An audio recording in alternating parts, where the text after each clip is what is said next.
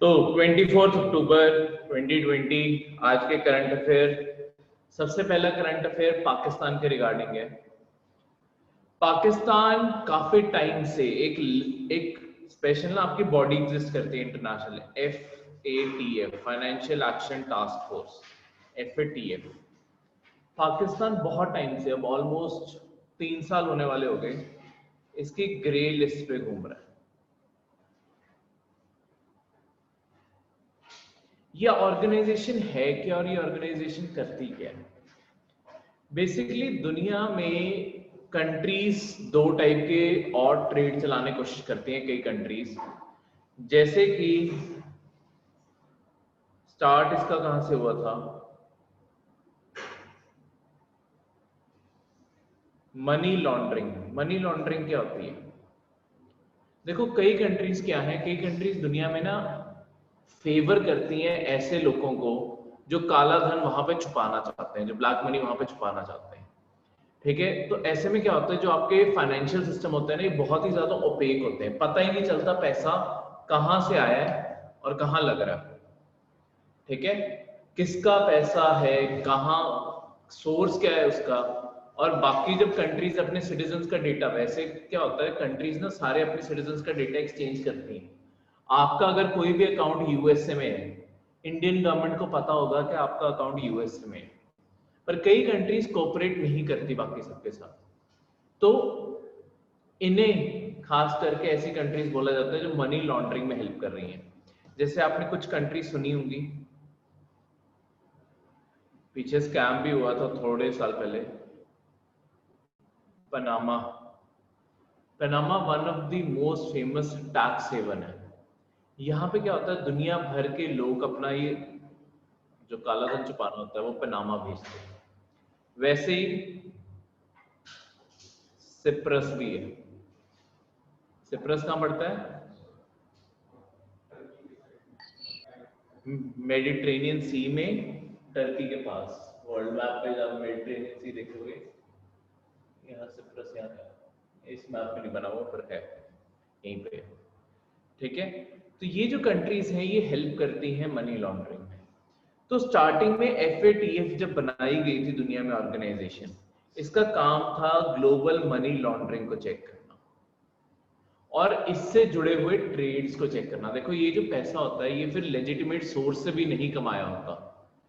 ठीक है, तो ज्यादा मतलब चलो कोई हो सकता है कि करप्शन मिनिमम आती है उस पर, जिसके थ्रू ये पैसा कमाया जाता है। ज्यादातर ये पैसा या ड्रग मनी होती है या ह्यूमन ट्रैफिकिंग के थ्रू होती है। मतलब जो ऐसा पैसा जो आप आम बैंकिंग सिस्टम में नहीं कहीं दिखा सकते, वो सारा यहाँ पे आ रहा होता है।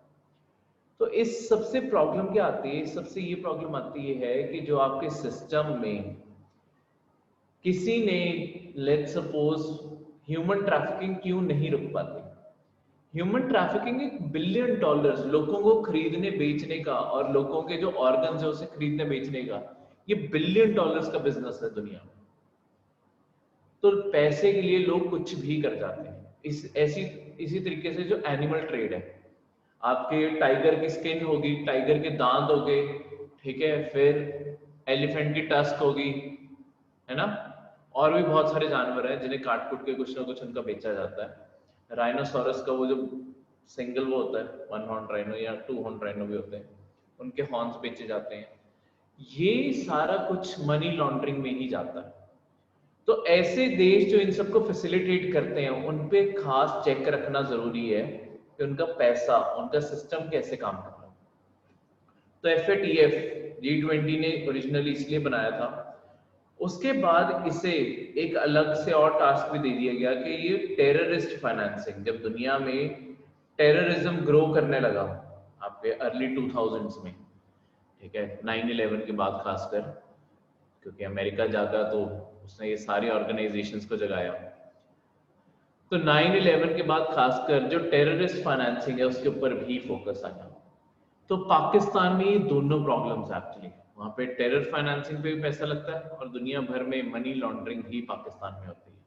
ठीक है, पाकिस्तान में पैसा बाहर से कहां से आता है और वो अल्टीमेटली किसके हाथ में जाके लगता है?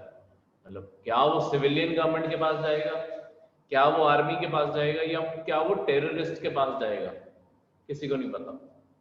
इसी कारण पाकिस्तान पिछले 3 साल से इस लिस्ट पे है और अगले फेब तक भी अब खैर ग्रे लिस्ट पे रहेगा।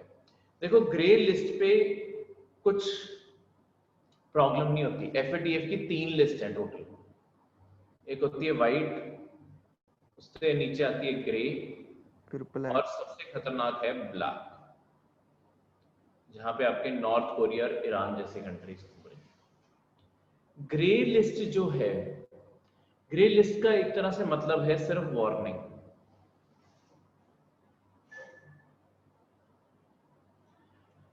पाकिस्तान बहुत टाइम से अपने जो उसे बार बार बोला जा रहा है वो अपनी लाइबिलिटीज पूरी नहीं कर पा रहा है, तो एक्चुअली उसे ब्लैक लिस्ट में होना चाहिए। मतलब 3 से 4 महीने की वार्निंग मिलती होती है, नहीं तो ब्लैक लिस्ट पे डाल देते होते हैं।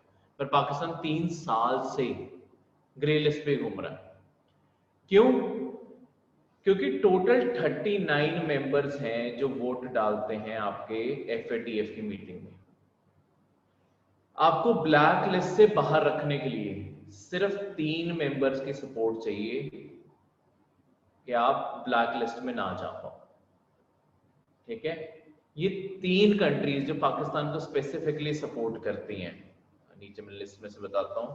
एक है आपकी चाइना, ठीक है, दूसरा है आपका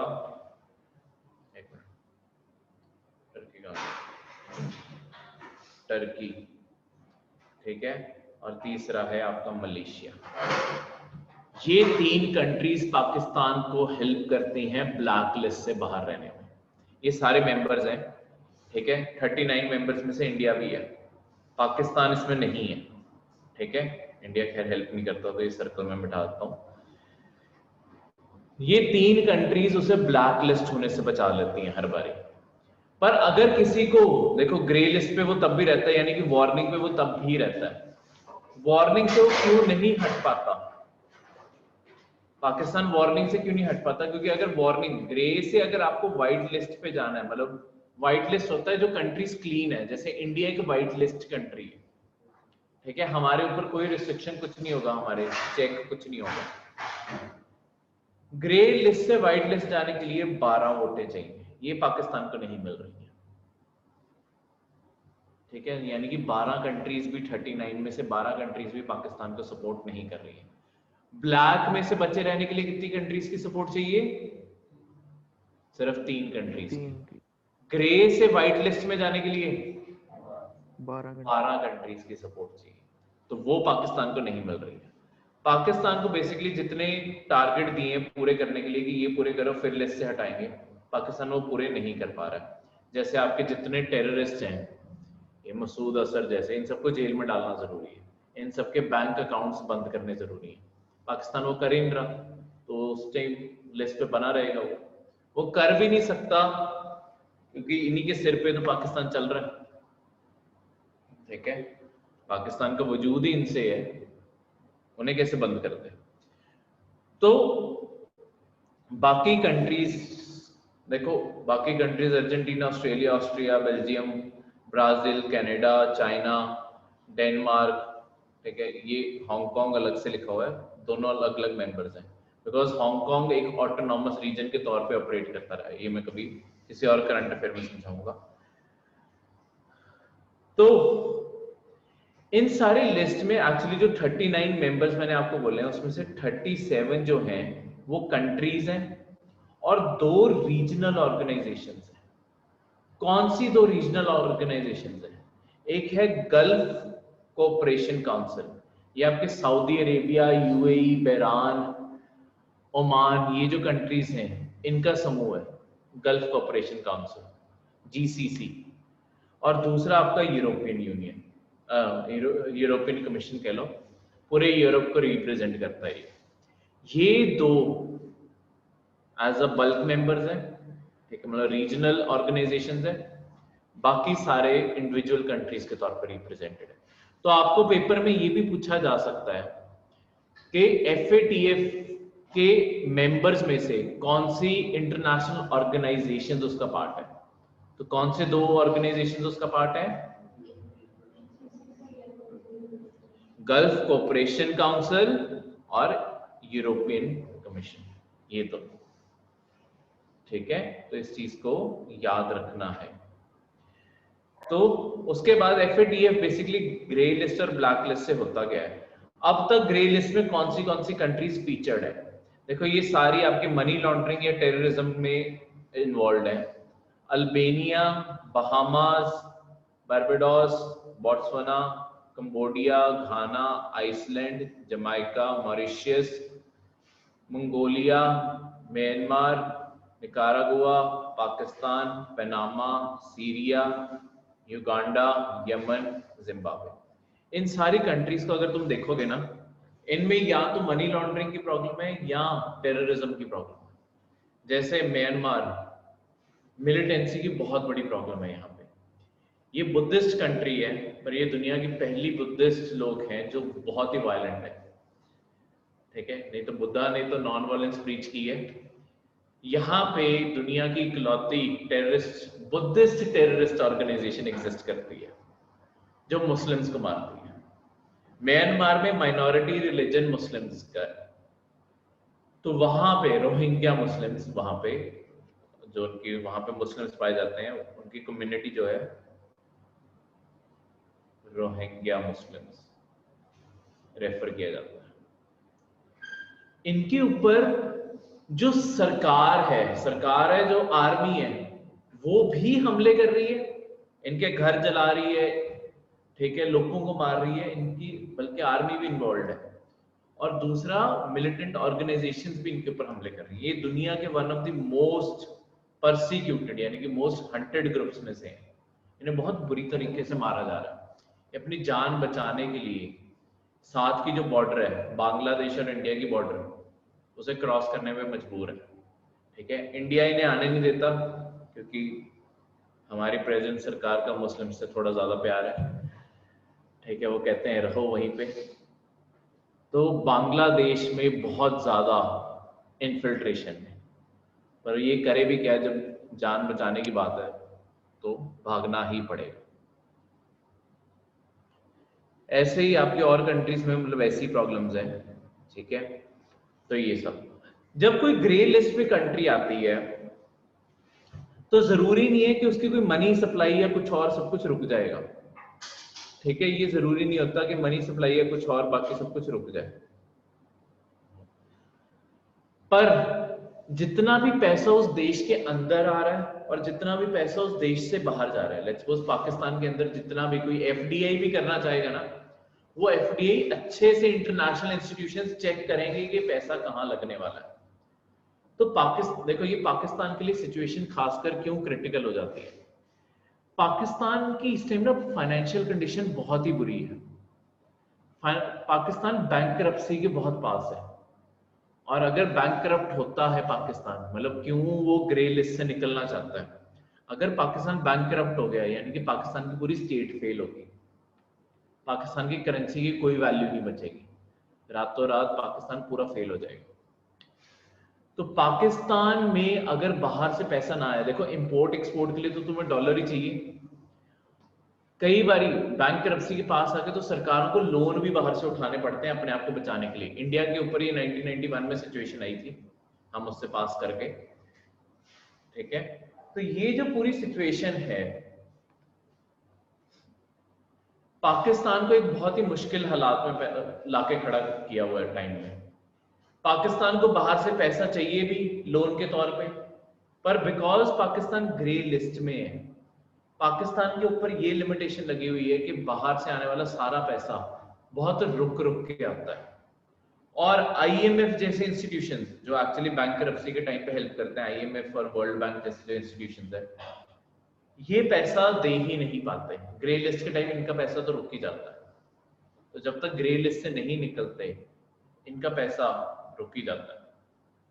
तो इस कारण पाकिस्तान की बहुत बुरी हालत है। तभी आप पाकिस्तान को हर कुछ महीनों बाद देखोगे, कभी वो चाइना से पैसे मांग रहा है, कभी सऊदी अरेबिया से पैसे मांग रहा है, क्योंकि अगर वो पैसे नहीं मांगेगा पाकिस्तान 6 महीने नहीं चल सकता, खत्म है पाकिस्तान 6 महीनों में। वो सिर्फ चाइना और सऊदी अरेबिया जैसे कंट्रीज के एहसानों पे चल रहा है इस टाइम। लिटरली बैंकरप्ट है। तभी अभी इस हफ्ते आपके पाकिस्तान के अंदर सऊदी अरेबिया की प्रिंस की विजिट थी, जो पाकिस्तान ने तैयारियां की हुई थी कि क्योंकि अगले को इम्प्रेस करना, खुश करना भी तो जरूरी है, तभी तो अगला पैसे देगा। तो फुल तैयारियां करके रखी हुई थी कि वेलकम करने के लिए। उसके बाद जैसे पाकिस्तान में क्या होता है, पाकिस्तान में जैसे हम जहाँ पे जैसे टाइगर जैसे जानवर है, इन्हें हम स्पेशल प्रोटेक्शन देके रखते हैं ना, कोई हंट नहीं कर सकता। ये जो सऊदी अरेबिया जैसे प्रिंसेस है ना, इन्हें बहुत पसंद है हंटिंग। सऊदी अरेबिया में तो अब इतने जानवर ही नहीं है, तो ये पाकिस्तान आते हैं और पाकिस्तान मना नहीं कर पाता कि हंट मत कर, ठीक है। तो ये जो ग्रेट गेम है, हंटिंग को कहते हैं ग्रेट गेम, इसमें प्रिंसेस पूरा शौक फरमाते हैं पाकिस्तान में आके जंगलों में जाके हंटिंग करने का, और पाकिस्तान पूरी फैसिलिटीज ऑर्गेनाइज करवा के देता है कि आप जाओ जाके हंटिंग करो।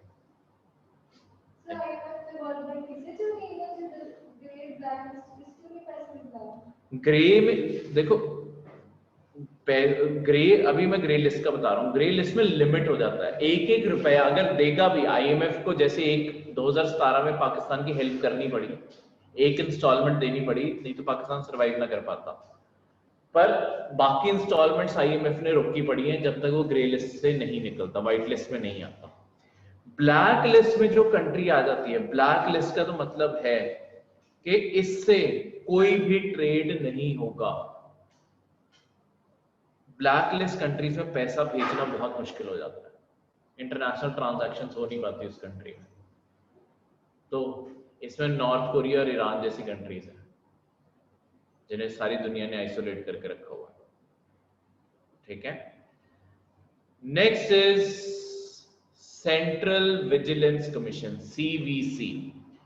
सेंट्रल विजिलेंस कमीशन बेसिकली सरकार की, विजिलेंस कमीशन बेसिकली सरकार की वो एजेंसी है जो सरकार के अंदर जो करप्शन के मामले हैं उनसे डील करती है, ठीक है। ये सिर्फ करप्शन से टैकल करने वाली एक लौती, मतलब स्पेशल फोकस ही इसका करप्शन के ऊपर है।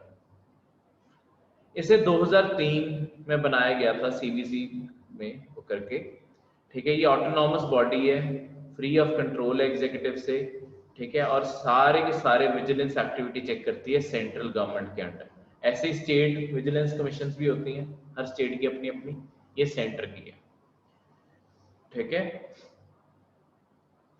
तो 2003 में बेसिकली से एक्ट मिला था। ये जो बनी थी वो 1964 में बन गई थी सतनामन कमिटी की रिकमेंडेशन पे। तो 1964 में इसके साथ पार्लियामेंट का कोई एक्ट नहीं जुड़ा हुआ, ना कॉन्स्टिट्यूशन का कोई फीचर जुड़ा हुआ है। तो ये कौन सी बॉडी है, कौन सी बॉडी है? देखो, आपकी 3 टाइप की बॉडीज होती हैं, आपको किसी को भी क्लासिफाई करना है सरकारी बॉडीज को 3 टाइप से क्लासिफाई कर सकते हैं। जिन चीजों को कॉन्स्टिट्यूशन के अंदर लिखा है, कोई भी चीज जैसे यूपीएससी होगी आपकी, वो कॉन्स्टिट्यूशन के अंदर लिखी हुई है, इलेक्शन कमीशन होगी वो कॉन्स्टिट्यूशन के अंदर लिखी हुई है, उन्हें बोलोगे कि वो एक कॉन्स्टिट्यूशनल बॉडी है, ठीक है। फिर अलग से कानून बनाए जा सकते हैं जिन्हें एक्ट कहते हैं।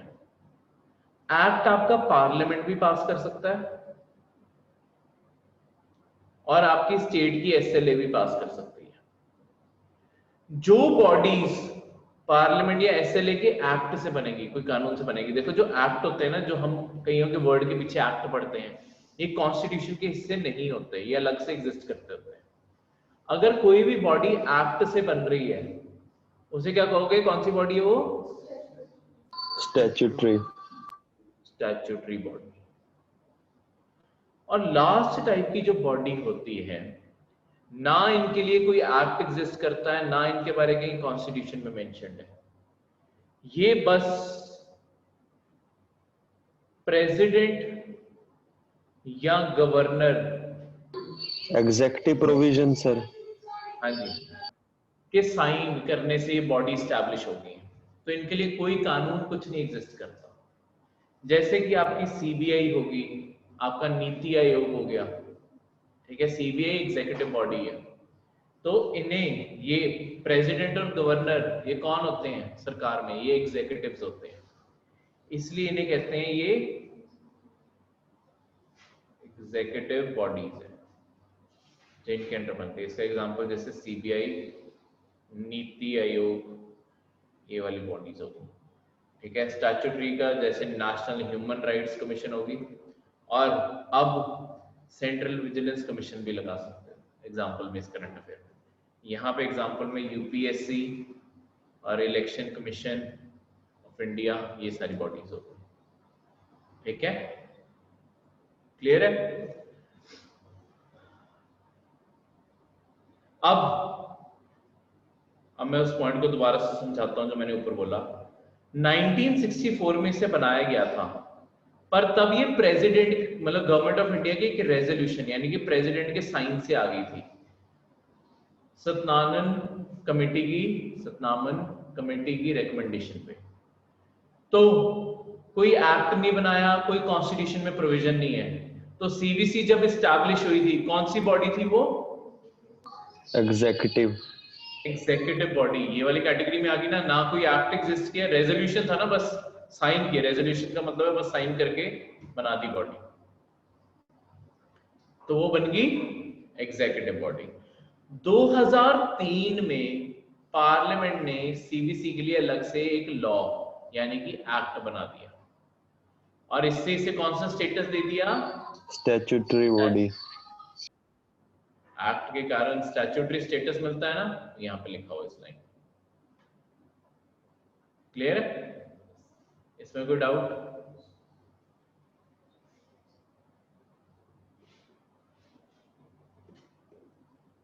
तो अब सीवीसी के ऊपर आते हैं। सेंट्रल विजिलेंस कमीशन में एक कमिश्नर होता है जो चेयरपर्सन होता है पूरी कमीशन का, और not more than 2 vigilance commissioner, यानी कि मैक्सिमम 2 मेंबर्स हो सकते हैं, यानी कि 1+2 का सिस्टम है। 2 मेंबर्स होंगे, एक चेयरपर्सन होगा, टोटल 3 लोग होंगे, ठीक है। तो ये स्पेसिफिकली एक इन्वेस्टिगेटिंग एजेंसी नहीं है, ये चीज को याद रखना, ठीक है। ये सिर्फ स्टडी करती है, ये कोई इन्वेस्टिगेशन कैरी आउट नहीं करती। तो आपको अगर ये ऐसे पॉइंट ना पेपर में बन जाते हैं, बस इतना लिखा आ जाएगा, the CVC is not an investigating agency. और सीवीसी का जो रोल है करप्शन और इन सारे मामलों से सुनने में लगता है कि इन्वेस्टिगेशन का रोल है, पर इन्वेस्टिगेशन कभी ये कैरी आउट नहीं करती। सीवीसी के बिहाफ पे जिन्होंने पहले पढ़ा हुआ है, कौन कैरी आउट करता है? सीबीआई।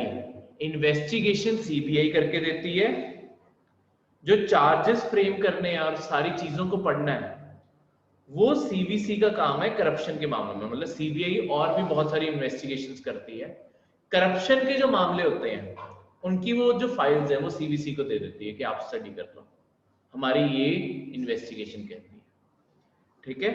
तो ये चीज याद रखना। इतने से आपका एक पेपर में बहुत ही इंपॉर्टेंट लाइन, ज्यादातर लोग गलत करके आते हैं, वैसी की लाइनें यहां से बन जाती है, ठीक है। अब अपॉइंटमेंट, आपके सेंट्रल विजिलेंस कमिश्नर्स को कौन अपॉइंट करता है? प्रेसिडेंट अपॉइंट करता है। किसकी रिकमेंडेशन पे? एक कमिटी की रिकमेंडेशन पे, जिसमें प्राइम मिनिस्टर भी होता है, होम मिनिस्टर भी होता है, और leader of opposition in the house of people. House of people कौन से हाउस को बोलते हैं? लोकसभा के। देखो ये ना पेपर में क्वेश्चन आता होता है, ये आपको ना पेपर में क्वेश्चन आ सकता है हमेशा, कि जो आपकी कमिटी है, जो भी आपकी कमिटी है जो सीवीसी को अपॉइंट करती है, इसके कौन कौन मेंबर हैं, इनमें से चूज करो नीचे से, ठीक है। तो एक होगा प्राइम मिनिस्टर, एक होगा होम मिनिस्टर, और तीसरा कौन होगा? लीडर ऑफ ऑपोजिशन इन लोकसभा। तो अगर आपको 5-6 ऑप्शन दिए जा सकते हैं, उनमें से आपको ये 3 चूज करने होंगे, प्राइम मिनिस्टर, होम मिनिस्टर और लीडर ऑफ ऑपोजिशन, तीनों आपको चूज करने होंगे। क्लियर है? तो ऐसे डायरेक्ट क्वेश्चन बन जाते हैं। ठीक है, उसके बाद सेंट्रल विजिलेंस कमिश्नर, इन्हें रिमूव कैसे करना है? इन्हें सिर्फ देखो, अपॉइंट भी प्रेसिडेंट करता है, रिमूव भी प्रेसिडेंट ही करेगा, पर कौन से ग्राउंड पे? प्रूवन मिसबिहेवियर हो या इनकैपेसिटी हो, या तो उसमें कैपेसिटी नहीं है ऑफिस संभालने की, या ये साबित हो जाए कि उसने कहीं मतलब in the line of order उसने कहीं मिसबिहेवियर किया। ये कौन एस्टैब्लिश करेगा कि उसमें इनकैपेसिटी है या मिसबिहेवियर है उसका? ये सुप्रीम कोर्ट एस्टैब्लिश करेगी। Supreme Court inquiry carry out करेगी। अगर सुप्रीम कोर्ट सही साबित करती है कि हाँ, सुप्रीम कोर्ट एग्री कर जाती है, पहले कोई इल्जाम लगाएगा, फिर सुप्रीम कोर्ट के पास ये चीज फॉर्म भेजा जाएगा। सुप्रीम कोर्ट अगर एग्री कर जाती है कि हाँ एक्चुअली इसने मिसबिहेवियर या इसमें इनकैपेसिटी है, तो वो प्रेसिडेंट को बोलेगा कि हाँ इसे रिमूव कर दो। क्या प्रेसिडेंट के ऊपर ये बाइंडिंग है सुप्रीम कोर्ट की एडवाइस सुनना? बिल्कुल बाइंडिंग है उसके बाद। अगर सुप्रीम कोर्ट हाँ कहेगी तो रिमूव करना पड़ेगा। ओरिजिनली तो उन्होंने ही बोला था ना सुप्रीम कोर्ट के, इन्वेस्टिगेट करके बताओ। उसके बाद जो इन्वेस्टिगेशन की जो रिपोर्ट आई वो माननी पड़ेगी। अगर उन्होंने बोला नहीं, कोई चार्जेस नहीं बनते, तो उसे छोड़ना भी पड़ेगा, फिर कोई एक्शन नहीं ले सकते। ठीक है, दोनों तरीके से बाइंडिंग है। ऐसा नहीं है कि सुप्रीम कोर्ट ने बोला नहीं एक्शन ले सकते तब भी रिमूव करने लगे, वो नहीं हो सकता। ठीक है, इससे उस पर्सन को एक तरह से सिक्योरिटी दी हुई है टेन्योर की, कि तुम्हारी जो इंक्वायरी है वो जुडिशरी कैरी आउट करेगी, और जो रिमूव कर रहा है वो इन्वॉल्व नहीं है डायरेक्टली। ठीक है, पर प्रेसिडेंट और ग्राउंड्स के अंडर भी रिमूव कर सकता है अगर वो इनसॉल्वेंट, यानी कि अगर वो बंदा बैंकरप्ट साबित हो जाए। ठीक है, तो सुप्रीम कोर्ट से पूछने की जरूरत नहीं, ये क्लियर डॉक्यूमेंट्स होते हैं, यहाँ पे बिना सुप्रीम कोर्ट के अप्रूवल के रिमूवल हो सकता है। तो अगर आपको ये पेपर में क्वेश्चन आता है कि कौन से ग्राउंड्स के ऊपर बिना सुप्रीम कोर्ट में इंक्वायरी किए एक सेंट्रल विजिलेंस कमिश्नर को रिमूव किया जा सकता है, ये वाले ऑप्शन है। सुप्रीम कोर्ट के थ्रू मिसबिहेवियर और इनकैपेसिटी। सबसे पहला, अगर बिना सुप्रीम कोर्ट से पूछे करना है तो सबसे पहले जज एज इंसॉल्वेंट, यानी कि वो प्रूव हो गया है कि वो बैंकरप्ट हो चुका है, उसके पास कोई पैसा या कुछ नहीं बचा, उसके ऊपर लोन बहुत ज्यादा है। ठीक है, वो उसे पे करने का कैपेसिटी नहीं रखता। Has been convicted of an offence which is of opinion of central government involves moral turpitude. कोई ऐसा क्राइम जो मॉरली रॉन्ग है, अगर वो उसमें कन्विक्ट हो गया है, इल्जाम नहीं कन्विक्ट हो गया, अगर वो प्रूव हो गया उसके अगेंस्ट इल्जाम कोई भी कोर्ट में, कोई और केस में, अगर मतलब वो किसी भी केस में कन्विक्ट हो जाता है, वो तब भी हटाया जा सकता है। ठीक है, सर टर्पिट्यूड मीनिंग? एक एक करके, एक मिनट पहले यहाँ से, पहले लपरीत यहाँ पे बोल पड़े।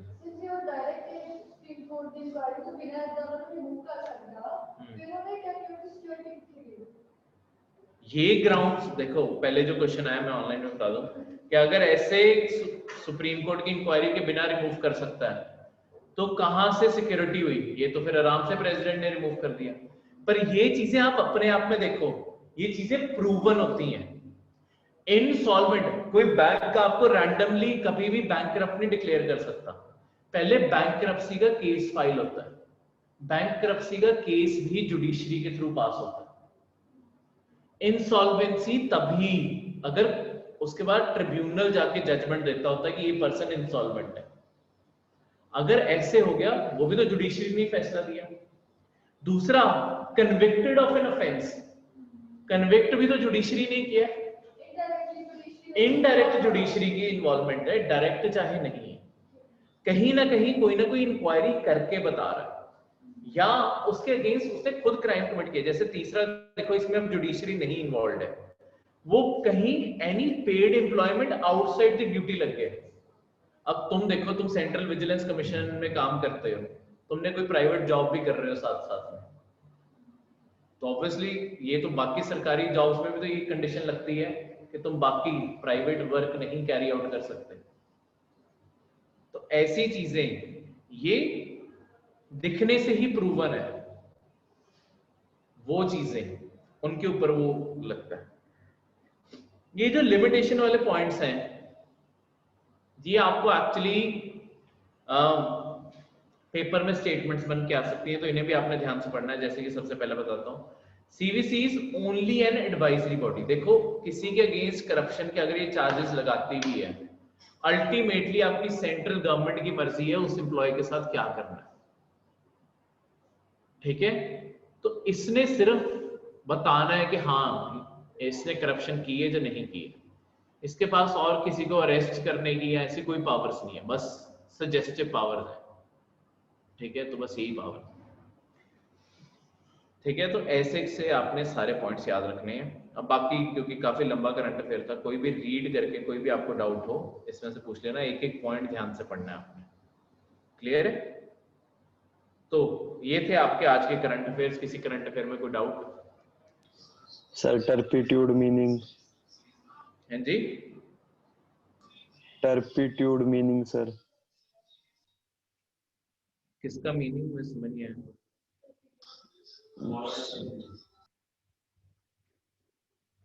अच्छा, moral turpitude. Moral turpitude, turpitude का मतलब होता है कि, मैं टर्पिट्यूड को आसान भाषा में कैसे समझाऊं, कि आपकी मोरालिटी पे डाउट क्रिएट करता है, मतलब आसान भाषा में कि आप एक्चुअली मोरल्स लाइफ में होल्ड करते भी हो या नहीं करते, ऐसे से सवाल क्रिएट करते हो उसे कहें। क्लियर है? Yes sir. और कोई डाउट किसी करंट अफेयर में किसी को? नहीं? तो ये थे आपके आज के ये थे आपके आज के करंट